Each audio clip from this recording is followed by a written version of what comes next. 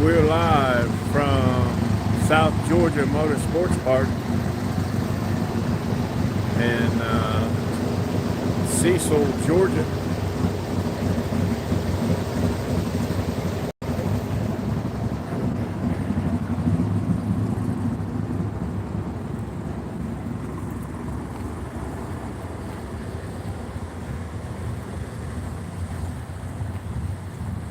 See if we get anybody on here.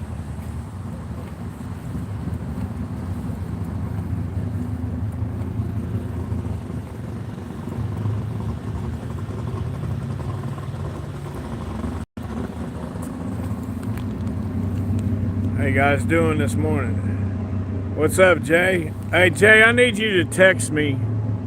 Look at the schedule at work, and I'm pretty sure I'm off.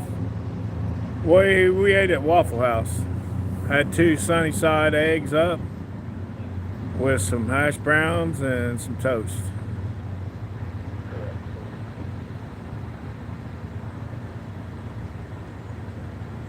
All right, sweet.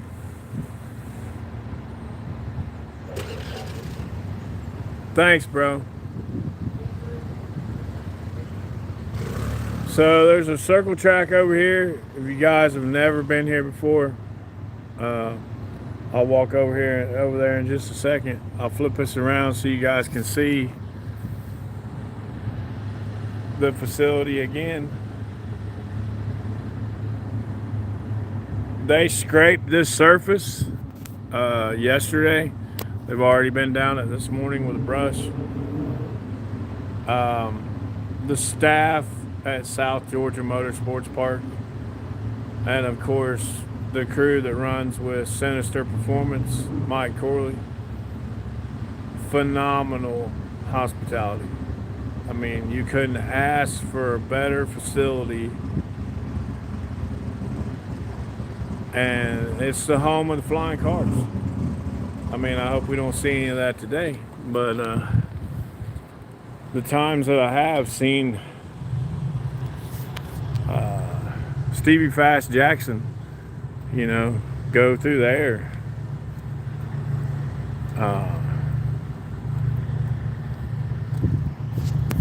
It's overwhelming.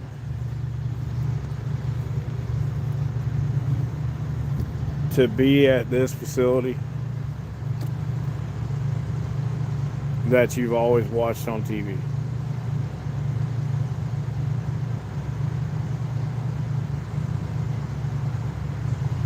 And the weather, you couldn't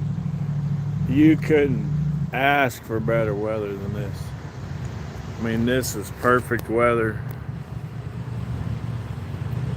I mean, how could you ask for anything better than this? I mean, it don't get any better than this. Well, I can think of a couple things, but as far as racing goes,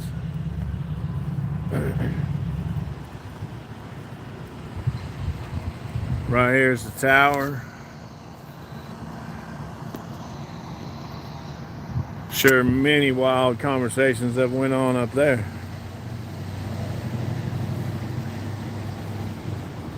The winner circle. Let's walk down here.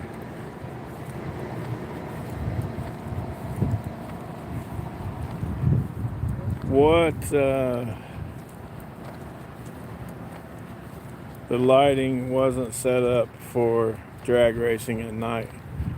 Thanks, Brian Banfield. I appreciate you, brother.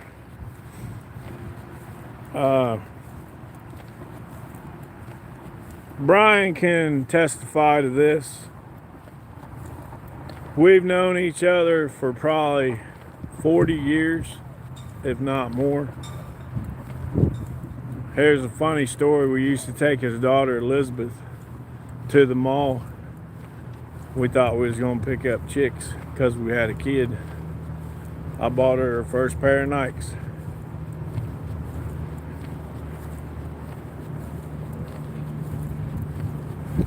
But this place, it's off the chart. I mean, let's say we used to go there to race Nitro Harleys.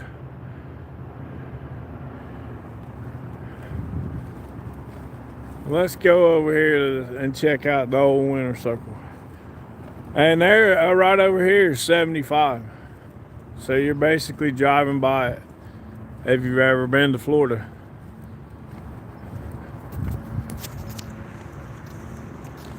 Let's get in the winter circle.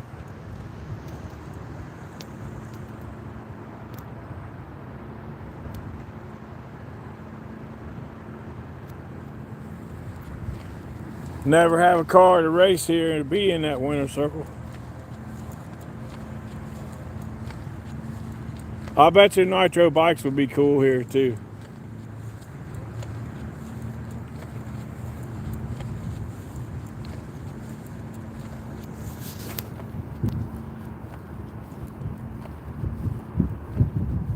You guys want to see what the circle track looks like since I'm up this way? I'm at about 300 feet today, not on the starting line.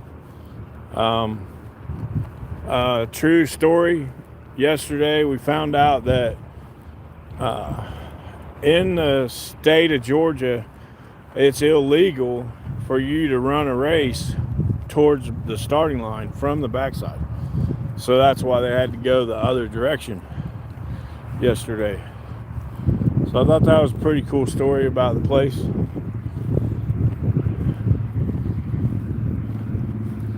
We'll walk over here to this circle track, check it out.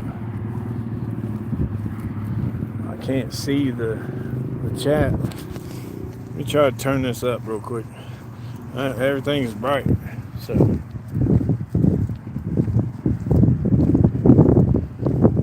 I'm not a circle track person. My dad was, and my uncles and my grandpa was.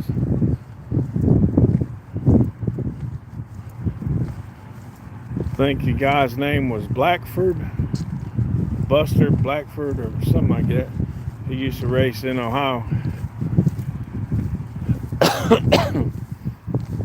Late models and all that stuff. I don't have a clue what I'm talking about. Just know from stories.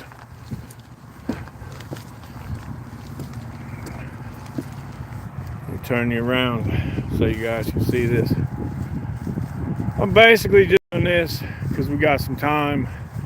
Not only that, for those of you who may be interested or ever thought about coming here, you know, just to be able to see what they have to offer.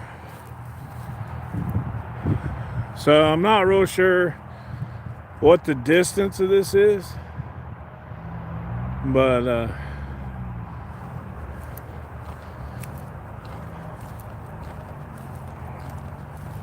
it's pretty cool. Good morning, Ron. Hey, thanks, buddy. I try. A lot of times I'm pretty hard on myself because I don't get the shot that I want, or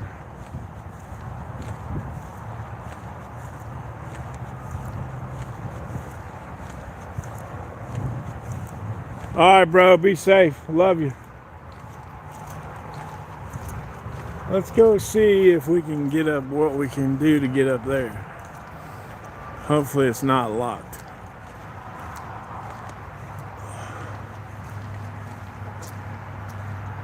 Let's go this way.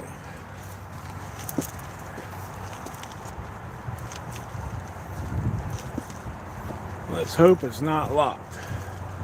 Because I know Damon was up here, I think, eating pizza last week or a couple days ago.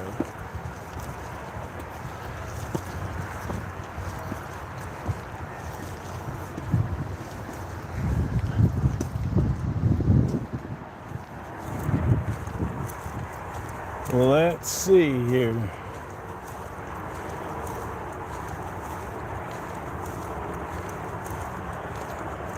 There's a better view of this track.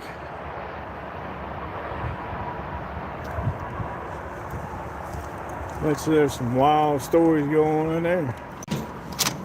All right. We can get over here. Close the door. About out of breath. So you can get you some round track action, then run right over here and get you some drag racing action. Thought about doing a live feed from up here.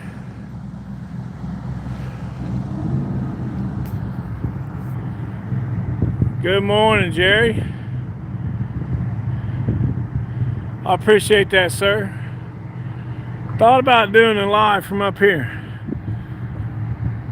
but I don't know if my tripod's high enough. And I didn't bring but one tripod. If you're in the area, you need to get to South Georgia Motorsports Park, Cecil Dragway.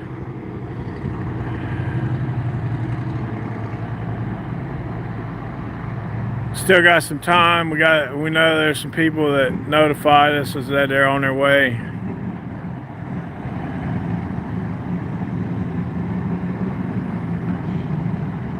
But I'm seriously thinking about doing the live from up here.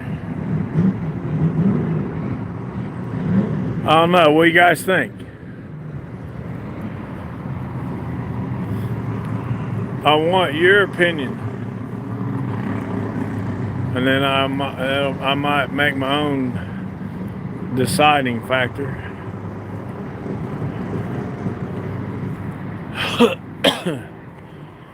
I could get to about right here, because there's the starting line.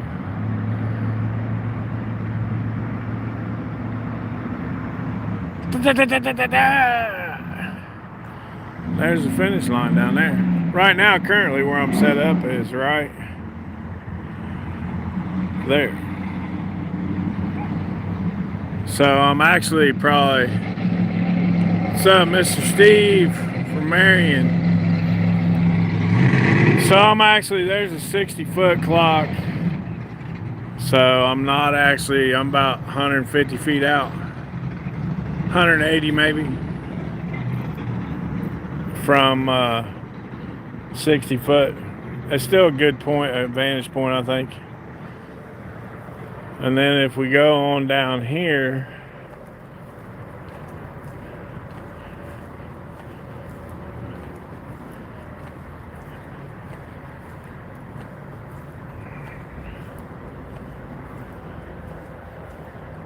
let's just keep walking down here.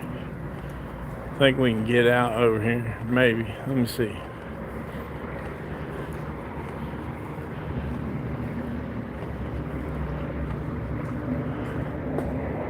We still can't get where I want to go. So I would like to be able to go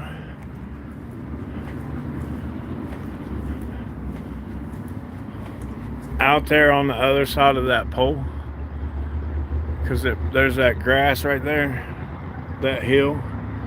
So I would be on the other side of that pole, almost to the 330. Whip was set up over here somewhere. Well, he was over here somewhere. Oh, there he is. There's his bag right there.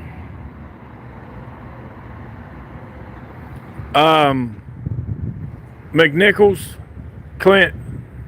I'm pretty sure his last name is McNichols, or Clint Nichols. He does pretty good wherever he goes. I've seen him several different events, and I'm pretty sure I think it's Clint Nichols is his exact name and pronunciation, I think. Hey, no problem, Wayne.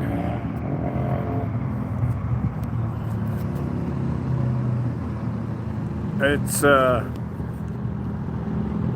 pretty overwhelming to be here. I mean, I know I keep saying that, but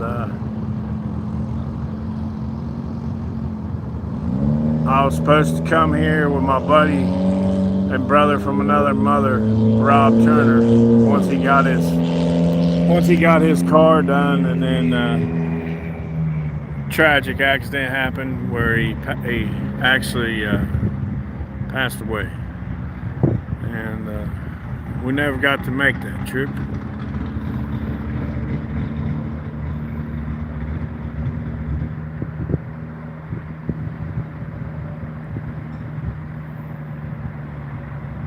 But I'd say without a doubt,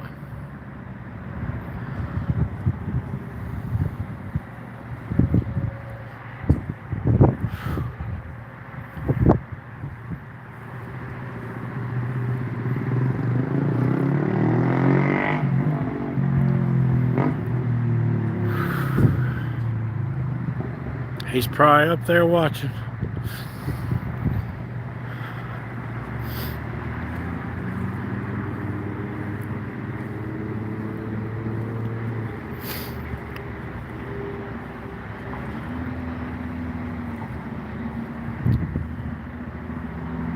I'm gonna go live at I scheduled it for, I think, 12:45, maybe 1 o'clock. I'll have to go look.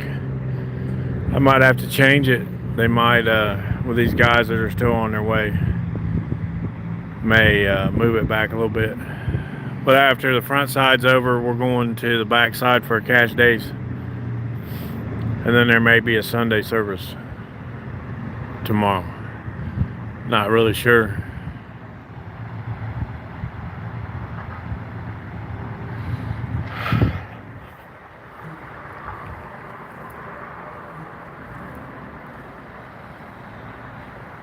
For sure.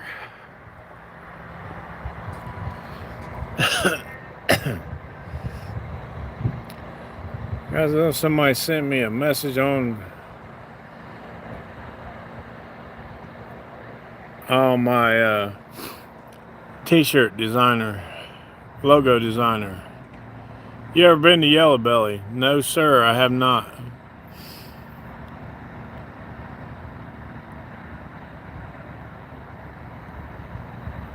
Not been to Yellow Belly. I'd like to go there. But as far as the bucket list racetrack, this was it right here.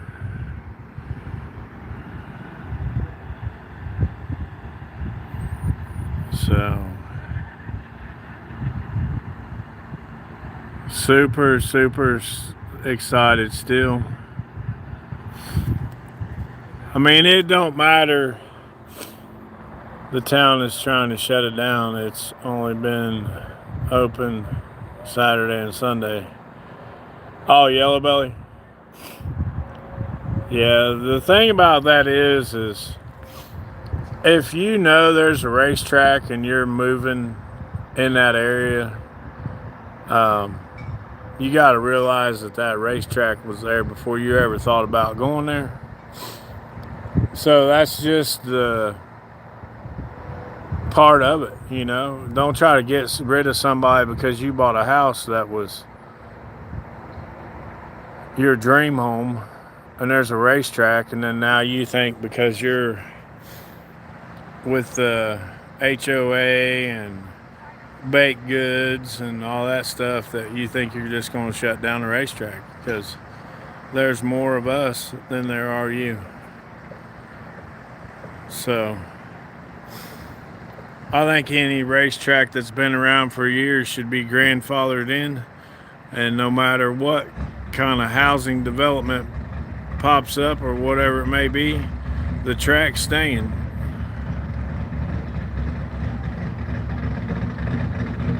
Hey, you know what I mean. She might be she might have a kid and she's gonna bake goods for the whole school or something, you know.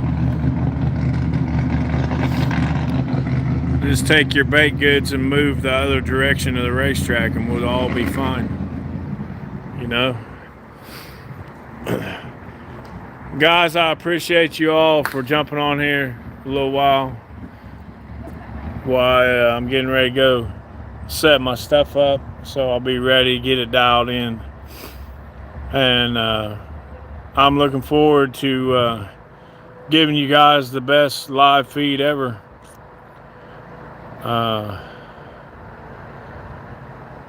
Yeah, Richard, I really like that track, the time I've been there. All right, brother, come find me and say hi so we can meet. I like when I meet people that's on my channel and watches. I wish I knew more about this question and answer time. Well, let's just see how many of you guys watch races from SGMP. Who was the first person to go flying through the air at SGMP?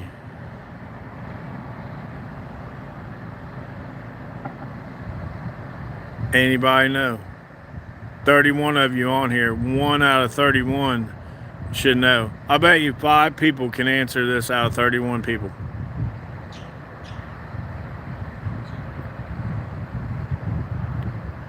The first person to ever go flying through the air at South Georgia Motorsports Park.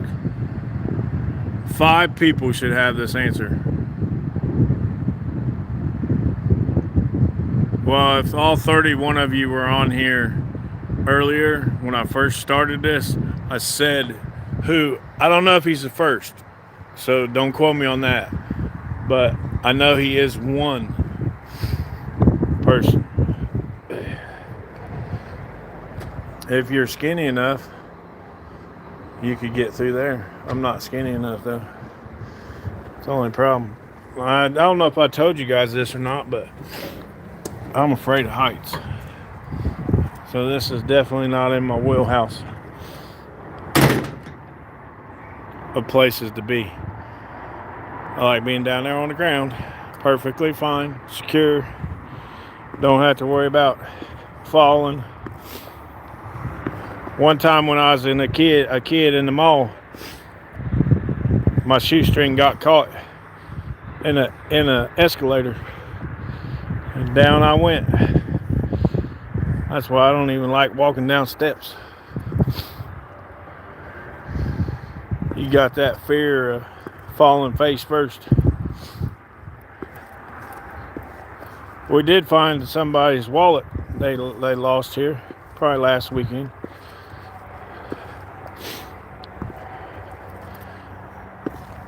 Alrighty, we're back on solid ground.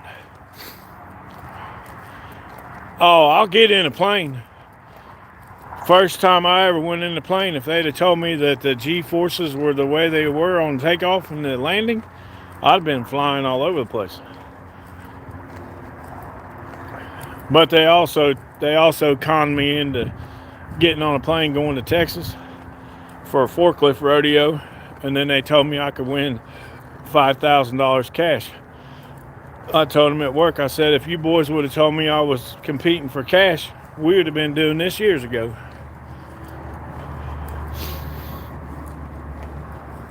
What kind of hot rod we got underneath this right here, bud? I don't know what that is, but it's definitely got some big slits on it. Might be a... What was that? Put the cover on there. What would you say that would be? I don't know. It's like a factory type wing. Looks like maybe a Mustang.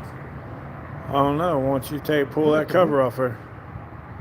Sure ain't mine. Oh, good. I know.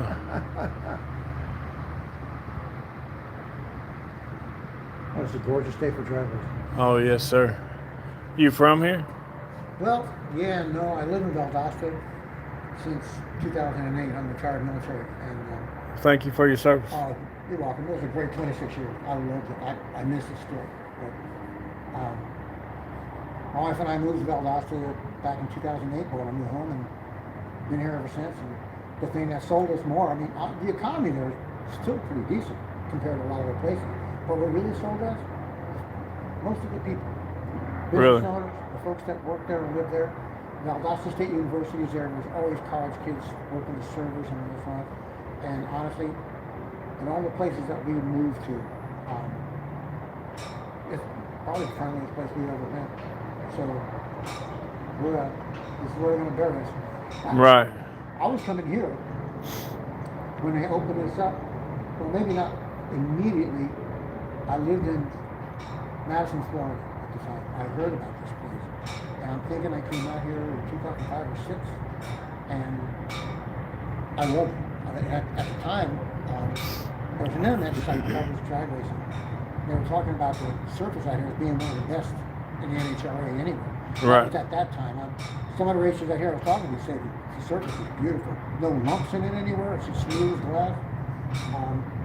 This is fantastic. Right. I'll tell you the truth. I love coming here. I wish my wife didn't have so much to do today because she's a drag racing fan too. Right. Anyway. Well, I appreciate your services, sir. No, Thank you oh, you're more than welcome, really. for my freedom I've and the sacrifices that you gave up. been across the pond overseas a few times and spent a year away from family and I got remote in '83 in Busan, Korea. And our whole objective was to be in North Korea, the DMZ, in under 7 minutes. We had 16, and I can remember many a night. Once a month we had to practice this. Where, and it, winter, it didn't matter what time of the year. Every one of them F-16s had its own archway, like a hammer. Right. And I think it was like 10 inches of concrete all the way around it. Anyway, we had to be in full chem gear. And when you have them masks on, you can't see nothing. And the 16 would come in after running a sortie, get sideways, and right behind him would be a fuel truck. And it's me and the crew chief. You had the grounded jet because something bad could happen, with live nukes on it. And we're fueling that baby up till it starts coming out, and then boom, they're out of there. The fuel truck's gone. Did that a couple of times a night, and it was just a way of life. We walked around the whole time that I was there in a year with most of our chem gear hooked to our side, and everywhere you went on base was just made ditches. Right. So when sirens went off, You'd have a place to go. Oh, and this is a true story. And it probably still happens today. Back then, the North Koreans would send gunboats right to the point where they couldn't hit and start shelling the base. And the Republic of Korea, they called them ROC. Their army guys were with us on that. It was their base, really. Had cannons in the mountains there. And you could hear them firing back. And I remember the very first time I heard all that, it scared the pee. Oh, I I got bet. a son, he's like 1 year old at home, and my wife was by herself in Utah. And, it was a year. But I'll tell you the truth, it was probably the realest thing to really truly. We used to have a term, looking for the real Air Force, and that's where you find it, doing things like that. That's where officers and the pilots and everybody all get together. And nobody cares about rank out there or anything. You get the job done. And it was just one of them cool things. Coming back to the States, I was always so disappointed being back. I mean, I love getting home, believe me. We Right. landed in California off the Freedom Jet, and I wanted to kiss the carpet so bad. I mean, I really miss America. I guess it's just me. I'm 69 years old, and I honestly love this place. I really do. We would go to a place called Busan City, which was about 10 miles away from the base, and we rode like a Korean bus would come on base and pick people up. And you look off the side of the road in these ditches where it's full of rubber. And there's a woman washing her clothes, and maybe 50 yards away there are guys taking pee. Oh my goodness. I mean, this is the way these people live. The women had to walk behind the men, like on the sidewalks and stuff. When you get down to Busan City, the women would do that little tower thing and walk behind the men. And it was just freaked a lot of the American women out there that were stationed out there. Right. They couldn't believe what they were seeing. It was like, don't say anything. Just keep your mouth shut. Right. I appreciate your story, brother. I got to go set up my live feed for today. Thank you. My live's called No Prep Outlaw Mafia on YouTube. Oh, that's great. So you can watch other events that you might not be able to get to. Thank you. I appreciate you, sir. Thank you so much for your service. That was an interesting story. And if the truth be known, I'm sure he's got so many of them stories right there that I could have stayed there all day and not one time got tired of hearing about any of it. Guys, I'm gonna jump off here. I'm gonna get my stuff set up and get ready to do some work for you guys. Thanks for watching. Like, share, and subscribe. We'll see you about 12:45 or 1 o'clock. That's South Georgia Motorsports Park for day 2 of Fall Brawl 4. Sinister Performance. Mike Corley from Canada, bringing it to you live today. We'll see you. Thanks for watching.